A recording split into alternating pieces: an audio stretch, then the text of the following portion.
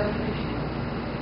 O que motivou a feitura desse trabalho é que, durante muito tempo, após principalmente fazer a coluna de pesquisa, na academia e no senso comum de modo geral, se teve um ostracismo do pensamento marxista. Né? Uma grande atenção a tudo que todos falavam ligado ao marxismo, socialismo, luta de classe. E após eu acho que isso é uma coincidência, após a crise de 2008, até ainda hoje se falou do pensamento de Marx. O meu trabalho tem o intuito de questionar certas leituras, desde antes da crise, até as leituras pós-crise, que tentam resgatar certas leituras do pensamento de Marx, como saiu recentemente Marxismo e Ideologia, alguns livros novos, que, na minha opinião, são leituras, em sua maioria, levianas das obras de Marx, porque, a maioria das vezes, não encaram o texto marxista, encaram comentadores que falam sobre o marxismo. Então, por muito tempo, as pessoas não estudam as obras de Marx e Engels. Esse trabalho vem com o intuito de, além de questionar isso, mostrar quais são as contribuições importantes de que maneira o pensamento marxista revoluciona se pensar ciência e filosofia. Bom, eu começo o trabalho baseado numa tese que eu retirei da ideologia alemã, Marx e Engels. Eu vou citar agora a citação da ideologia alemã em que eles falam o seguinte: conhecemos somente uma única ciência, a ciência da história. Bom, esse trabalho eu vou analisar de que pressupostos eles estão partindo para falar disso, em que consiste minimamente essa chamada ciência da história. E vou focar na questão da teoria e na prática, exatamente para fazer um diálogo maior com a questão aqui do pensamento.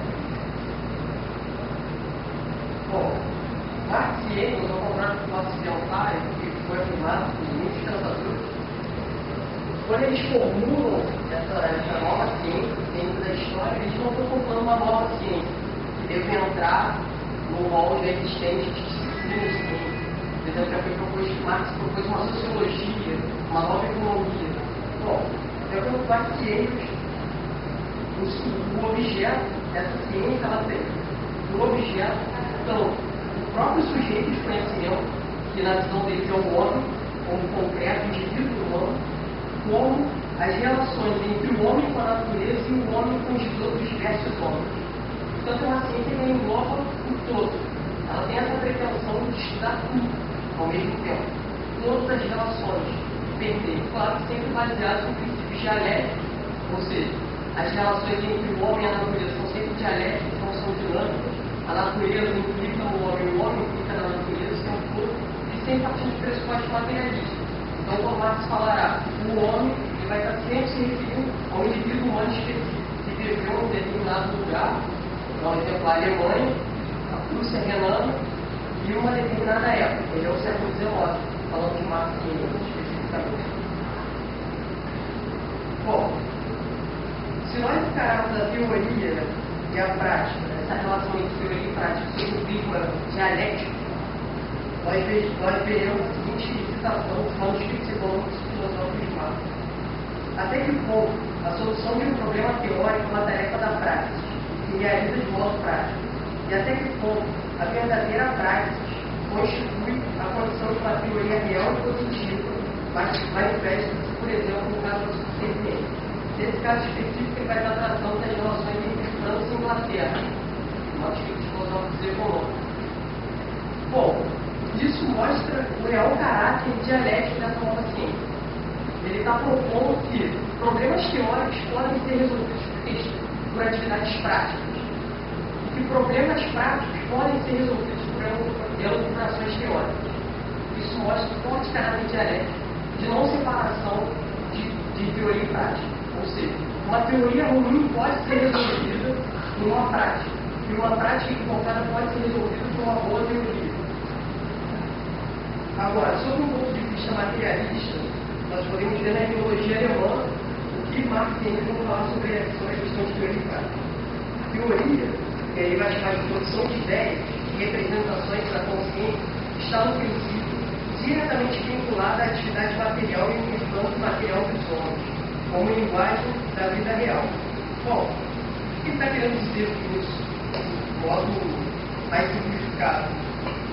O homem, toda a produção teórica é produzida por algum homem ou alguns homens, indivíduos. Para esses indivíduos poderem produzir alguma coisa teoricamente, eles têm que ter linguagem, então eles vivem em sociedade. Além disso, eles têm que comer, eles têm que se vestir, eles têm que morar, além das necessidades sociais de cada época, de cada sociedade. Então, a questão é o seguinte, nós temos que ter Marx não, Lenin fala que a alma do marxismo é a análise concreta de uma situação concreta. A ideia basicamente é o que é pensar uma teoria? Pensar uma teoria é pensar a partir da prática do indivíduo que produziu aquela teoria. Bom, nesse momento, os autores da ideologia alemã vão fazer uma crítica ao pensamento que as ciências e a filosofia têm a respeito da prática, da separação entre prática e teoria do seu tempo. E ele vai falar o seguinte, da ideologia alemã: não se deve, porém, considerar tal modo de produção de muito ponto de vista, ou seja, a reprodução da existência física dos indivíduos. Nesse momento, Marx e Engels estão nos falando que eles não encaram a produção como mera prática. O que eles vão chamar de, na ciência e na filosofia tradicional, nós chamamos de prática, eles vão chamar de produção material, que é a produção realmente física. É arrancar uma maçã de uma macieira, por exemplo. E o que nós chamamos de teoria, eles vão chamar de produção intelectual. Para eles também é trabalho. Uma forma de trabalho, só que é um trabalho intelectual, feito pela mente. Então isso já mostra, para eles, ao contrário de várias acusações feitas de serem economicistas ou deterministas econômicos, a produção para eles nunca é meramente material. Eles têm que encarar um modo de produção sobre o ponto de vista intelectual também. Bom, agora eu vou entrar na questão mais da análise de por que essas outras ciências, filosofias anteriores e contemporâneas, a marxiense e até posteriores, insistiram nesse erro, nessa separação tão drástica entre teoria e prática.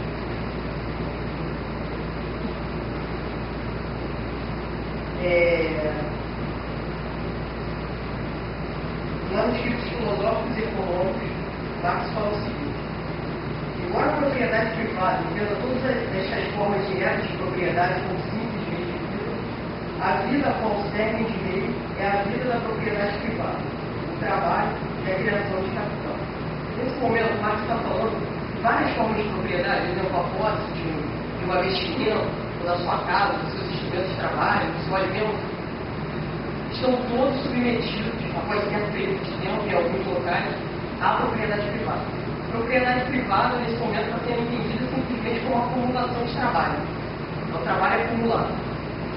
Bom, se nós entendemos o trabalho, vou definir de forma superficial, baseado no capital, trabalho é qualquer atividade que transforma um objeto, ou seja, que transforma a natureza. Então, vai ser tanto trabalho intelectual quanto trabalho material. E a alienação para Marx e Engels constitui, especificamente nos livros econômicos e filosóficos, constitui o ato de um produtor ser privado do fruto do seu próprio trabalho. Isso é alienação. Essa questão, para eles, é essencial, exatamente pelo que eu já havia dito antes, pelo ponto de vista materialista da ciência. Porque eles vão entender que todas essas teorias que dividem a teoria e a prática, elas são calcadas num problema material, ou seja, numa forma de se produzir a vida naquele momento, que leva a esse tipo de visão invertida da realidade como eles mesmos denominam. A propriedade privada vive de acúmulo dos frutos da produção, o qual sempre busca aumento produtivo. Isso implica em tecnologia e maior expropriação dos produtores. A acumulação leva à divisão do trabalho. Exatamente pela propriedade privada submeter todas as outras formas de propriedade ao seu regime lógico, de acumulação cada vez maior, de reprodução indefinida dela mesma, ela leva, hoje nós vemos isso de fato, a uma divisão tremenda do trabalho. O trabalho começa a se dividir cada vez mais, principalmente a partir do século XVII, XVIII, XIX, com o capitalismo, e ele alcança hoje níveis absurdos em que existem setores industriais inteiros que produzem apenas uma pequena peça, que não significa nada para um outro setor industrial. uma máquina que produz coisas muito maiores e de necessidade mais instantânea. Aqui eu vou ler a citação. A divisão do trabalho só efetivamente se torna divisão a partir do momento em que surge uma divisão entre o trabalho material e o espiritual. Isso se daria de forma histórica no período neolítico para frente. Né? Seria aí a divisão do sacerdócio, onde a gente tem a partir do cristianismo, budismo, o movimento monástico, né? A questão dos monastérios, dos monges, que dedicam especificamente à produção teórica. Ou seja, a escrever e produzir visões de mundo que tenham a ver com o modo que eles produzem. Bom, aqui nós podemos ver que a visão deles é exatamente isso. Essas visões, essas ciências, essas filosofias que tratam a teoria prática de forma separada, elas são causadas pela divisão do trabalho entre trabalho material e trabalho espiritual. Seria causado pela acumulação de trabalho, causado pela existência da propriedade privada. Aí eles falam especificamente disso na ideologia alemã. A representação que tais indivíduos elaboram refere-se à sua relação com a natureza, ou sobre as suas relações entre si, ou ainda a respeito de sua própria natureza. É óbvio que em todos esses casos, tais representações são a expressão consciente, seja real ou imaginária, de suas relações e atividades, de sua produção, seu intercâmbio, sua organização política e social, mais uma vez mostrando o caráter materialista. Mas nós não podemos esquecer o caráter dialético. Então Marx nunca vai encarar isso como uma forma mecânica, como que a produção material sempre condiciona a produção intelectual. Ele vai sempre enxergar que, obviamente, uma teoria que encara a teoria e a prática como formas totalmente separadas, ela vai reproduzir o que já ocorre na produção material. Mas ela vai impedir que a própria produção material avance em relação a isso. Quando a produção material está madura o suficiente para dar um passo adiante e eliminar, por exemplo, a divisão do trabalho, essa produção intelectual, que seria a ideologia, ela impede isso.